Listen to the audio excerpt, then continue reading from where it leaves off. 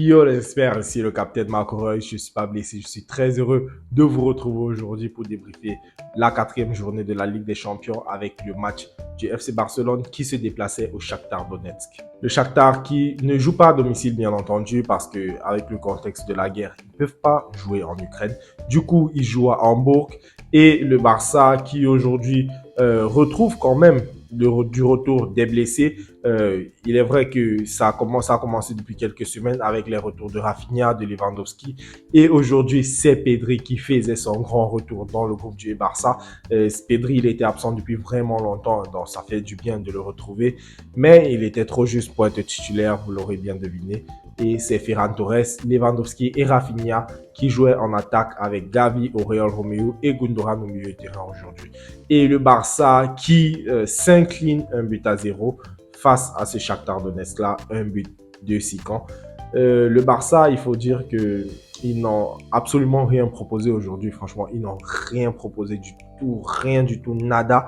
Le jeu était absolument poreux, le match était ennuyeux à mort. Je sortais du réveil et franchement, ça tombait bien parce que là, je me serais rendormi. Je me serais vraiment endormi devant le match. Le match, il était vraiment absolument laid à voir. Et on avait déjà vu ça venir en fait parce que déjà ce week-end contre la Real Sociedad, le Barça, ils ont gagné 1-0, mais ils n'avaient absolument rien proposé dans le jeu. C'est la Real Sociedad qui avait fait quasiment tout le match.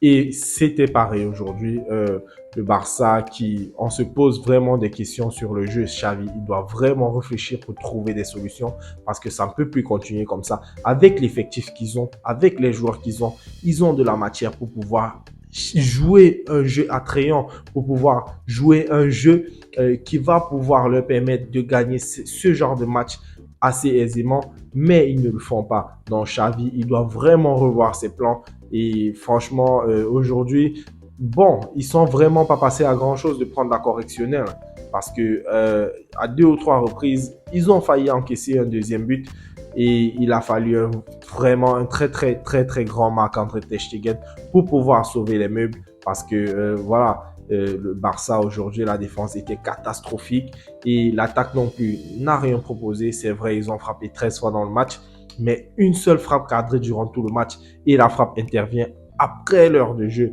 et c'est une tête de Gavi et c'est absolument tout parce que le reste des frappes, voilà, ils n'étaient pas cadrés et c'est absolument indigne du Barça. C'est indigne du Barça parce que franchement, Lewandowski, Ferran Torres, Rafinha, vous voyez qu'il y a des joueurs qui peuvent faire la différence. Et franchement, il n'y avait rien. Et Xavi non plus, il n'a rien proposé. Et il fait ses remplacements à l'heure de jeu. Il y a Pedri qui entre, Joao Félix qui était sur le banc, une première depuis un moment. Il entre en jeu, Lamine Yamal, il entre en jeu. Et après leur entrée, on voit quand même qu'ils essayent de faire la différence. Mais bon, ça n'a duré que 5 à 10 minutes. Et puis le reste du temps, ils sont retombés dans leur travée. Et ils ont encore failli encaisser. Donc, franchement, Pedri quand même, son entrée a fait du bien visuellement. Tu sentais que le match avait changé. Il a essayé de distiller le jeu comme il pouvait. Bon, après, il est encore trop juste, mais là, tu sentais que le magicien, il était de retour et ça fait du bien de le retrouver, Pedri. Franchement, c'est un joueur que j'adore. Si j'ai toujours dit, s'il y a 2 joueurs qui ne peuvent pas me décevoir au Barça, il y a Pedri, il y a Frenkie de Jong. Donc, franchement, Pedri, ça fait du bien de le retrouver et on espère le revoir encore dans les prochaines semaines. La défense, franchement, comme on le disait, était assez catastrophique aujourd'hui. Ils encaissent un but sur une action quand même magnifique du Shakhtar. Une action après 27 passes.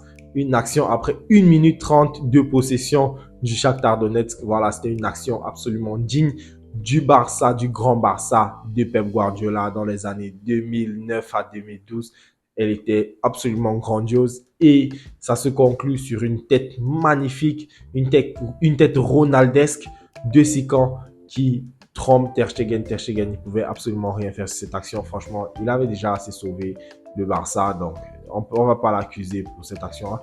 Et pour moi, Ter Stegen, il est l'homme du match. Bon, peut-être d'aucuns diront le buteur du Shakhtar, Sikan. Bon, chacun son avis. Mais pour moi, Ter Stegen, il mérite d'être l'homme du match aujourd'hui, tellement il a essayé de sauver les meubles, mais la défense ne l'a vraiment pas aidé. Donc voilà les amis, le Barça qui perd aujourd'hui, c'est pas un résultat catastrophique en soi, vu que le Barça est toujours premier de ce groupe-là. avec 9 points. Porto qui revient quand même à hauteur du Barça avec 9 points. Et le Shakhtar avec sa victoire d'aujourd'hui revient à 6 points. Donc le groupe est quand même assez serré. Mais bon, je ne me fais pas de soucis pour le Barça en Ligue des Champions. Je pense qu'ils vont finir premier de ce groupe. Mais là où je me fais du souci, c'est dans le jeu. Il faut vraiment que Xavi creuse la tête. Il faut qu'il se pose des bonnes questions pour pouvoir changer le jeu de son équipe. Il a les joueurs pour le faire. Il a les blessés qui sont de retour maintenant. Il n'aura plus d'excuses. Donc il faut que ça change si le Barça ne veut pas continuer à perdre des points dans les prochaines semaines. Donc, les amis, on se retrouve demain pour le débrief du match du Real Madrid. D'ici là, likez la vidéo si elle vous a plu. Abonnez-vous à la chaîne si ce n'est pas encore fait. Et prenez tout soin de vous. Tchuss.